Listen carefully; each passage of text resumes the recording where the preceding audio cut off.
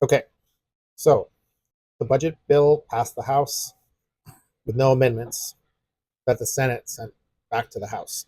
The next step is Donald Trump, the president, signs the bill, which I can't see any reason why he wouldn't sign it.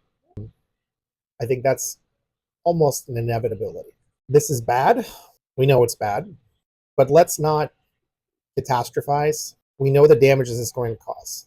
Obviously, that's a bad thing. We know it's a time bomb because of some technical, procedural things. I think it's called sequestration. Basically, because of the major cuts they've made to revenue by giving tax breaks to billionaires, the worst of what's going to happen because of this bill, which that's like the major cuts to Medicaid and Medicare, those are going to hit in about 3 years after the midterms. So what do? We don't give up. Folks, we still have our Constitution. This country is not over. In this country, it's based on a revolutionary idea, right? And that is something that changes like clay over time. We mold it based on the needs of the people and the beliefs of the people. The people in charge right now are not representative of the majority of the people. I think basically I would argue that this back and forth kind of situation we have with the two establishment forces of the Republican Party and the Democratic Party are a result of the establishment failing the needs of the people. I would argue it goes back to at least the 1980 when Ronald Reagan, another sort of TV star, some interesting parallels with Trump. They like Reagan did serious economic damage to this country. There's a reason why he's the Republicans' like sort of hero, cult hero, because he reduced taxes for the wealthy significantly, and he cut a lot of regulations. He undermined unions, a whole bunch of other stuff. This isn't an entirely a departure, given the situation with ICE, effectively concentration camps like this alligator Alcatraz, the paranoia, the dehumanization of people. That has happened multiple times throughout our history of this country. We are always sort of at war with ourselves. There's the populace that is often manipulated by kind of evil forces that misuse and disuse our media, people that misuse power. We've had great people in this country and we've had awful people in this country. We've done great things and we've done awful things, like the internment camps for Japanese Americans during World War II, right? Slavery, what we've done to the Native American Indians, how long it took for women to get the right to vote, to be able to have their own like bank accounts. We have a complicated history, and we've always sort of been up against the wealthy forces, and we've prevailed before, and I think we'll prevail again. We don't lay down, and we use our peaceful tools of resistance, right? We cannot see these people as competent that are in charge, because they're not. They're not great people. They're people of very weak character and limited ability, and I think they're overplaying their hand, and I think it's probably going to come back and bite them. Is it going to happen overnight? I don't think so. I think it's going to take time. But I think they can be defeated. In some ways, I think they already have. They're losing in court. We still have our Constitution. We still have rule of law, U.S. law. We still have international law. So the things I want to encourage you guys to continue to do, right, as part of your resistance. One, don't fear. I know that things are very difficult, and at times things can feel pretty scary. Don't give them that. Don't show fear. Show joy. Show mockery of these people, because we don't like. They want to see us suffering. They want to see us miserable. They want us to second guess ourselves and whether we have any ability to push back. We peacefully resist. We hound the press to tell the truth. We really have to do a full court press to make sure that it is discussed on a regular basis. We have to fight up against the misinformation campaign that the right wing is going to be doing. They're going to lie about what this bill does. They're going to claim it does, that it serves the American people in ways that it doesn't. There are some things that could be construed as beneficial, but the overwhelming force of this bill is it serves the wealthy interest. It does close a whole mess of hospitals. It is going to cut Medicaid by, I think, a little over $1 trillion.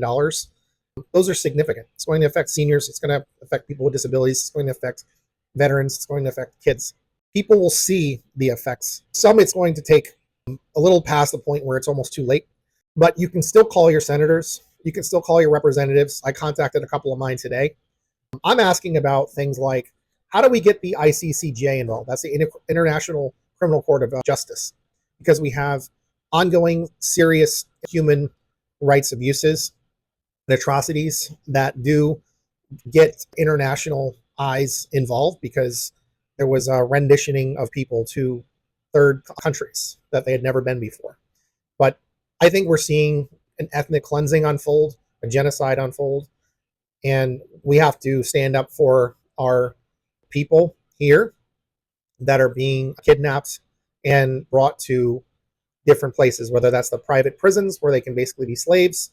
They get paid $1 a day, maybe, if they're not working for free. We have to help fund the legal efforts. So, sending money to like the ACLU and the other immigration rights groups that are fighting that fight. I think we need to advocate for getting a public email address for the Supreme Court. There needs to be a major push for us to be able to address the harm that's been done by granting Trump immunity, because effectively he's taking that as, I can break any law I want. I can break as many laws as I want.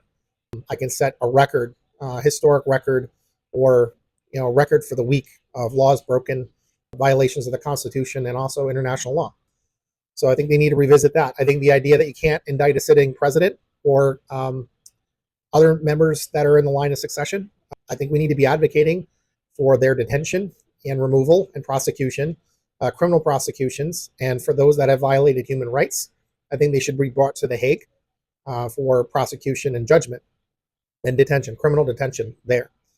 Having, using technology to our advantage. I don't want to get into that too much, but we know that there's a new app out there that lets people know when ICE is in the area. If you see something, make sure you record it and report any detentions. And if you have information, there is a spreadsheet on the No Kings Action Network. If you're not sure what I'm talking about there, it's a Facebook group that I'm a part of. We have a spreadsheet going to add people's information if they happen to get picked up. That way we can follow up with legal proceedings later. So there are things you can do. You're not defenseless. Use your voice. Keep making content. Keep telling the truth. Overwhelm them with the truth, because they're going to try to overwhelm everybody else with lies. It may feel like you're fighting a losing battle because a lot of these people act like you can't get through to them. I don't think you should pay attention to what it looks like at face value. A lot of these people are very narcissistic, or they're mirroring traits of a narcissist. You can't discount the idea that you won't get through sometimes, and sometimes that's all it takes. We shouldn't be mean-spirited. We should just talk facts. We don't want to give people a reason to just push away information that we're presenting. I know it's hard, and I know it sucks to have to rise above it, but that's kind of the state of things for decent human beings that actually care about the truth and care about human rights and stand up and stand on business, right? So it's not about fairness. It's about winning, winning the longer fight, winning the larger war that we're fighting to have a free country and have full democratic rights, full human rights, and justice for everybody. So if it fits, you need to make sure that you dissent. Do not comply in advance. Do not surrender. Do not show fear. If you need to take a break, take a break. That's fine.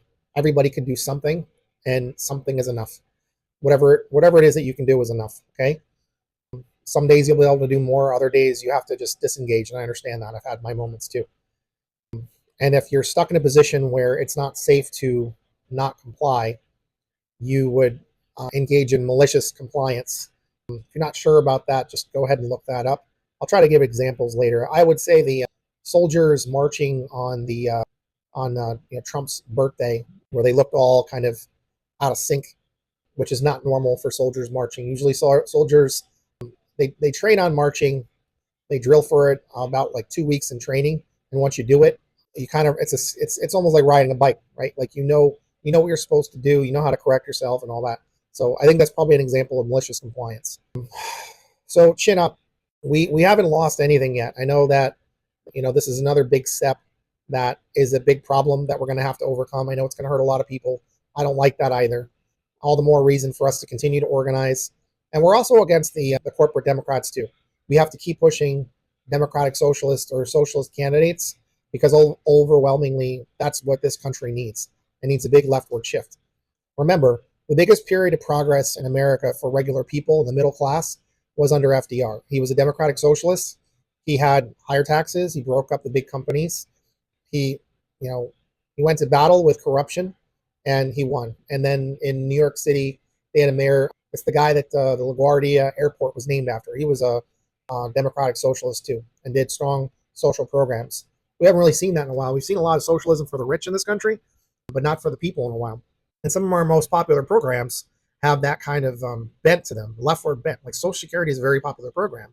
It would do fine if they would just lift the cap. And right now, part of this bill is trying to undermine Social Security. Like they're like, well, we're not going to do taxes on, or this Social Security tax is not going to come out of this, this thing or whatever. But pay attention when they're saying like we're going to basically cut revenue from Social Security, which is against that program. We shouldn't favor that ever. We should be saying lift the cap. So we can keep advocating for good policies. We can keep advocating for good people. We stand in strong opposition to the corporate Democrats that take big money and pack money. And then especially the Republican Party, which is like return to the Confederacy. They've gone to war with this country, and we can't let them win. They're fascists. They're as bad or worse than the Nazis in the 1930s and 1940s. And nothing's over. Okay? Don't despair. Keep pushing. Keep your head up. Stronger communities is what beats fascism. Isolation is our enemy. Individualistic thinking is our enemy. No one is safe unless everybody is safe. Okay? So get it out of your head that, it's not me, it's not my problem. That's not true. Because when they come for them, how long? It's not if, it's when. When are they going to come for you? So stand in solidarity with your fellow man, because we have to, especially now. And going forward, we got to keep that in mind. All right. Take care.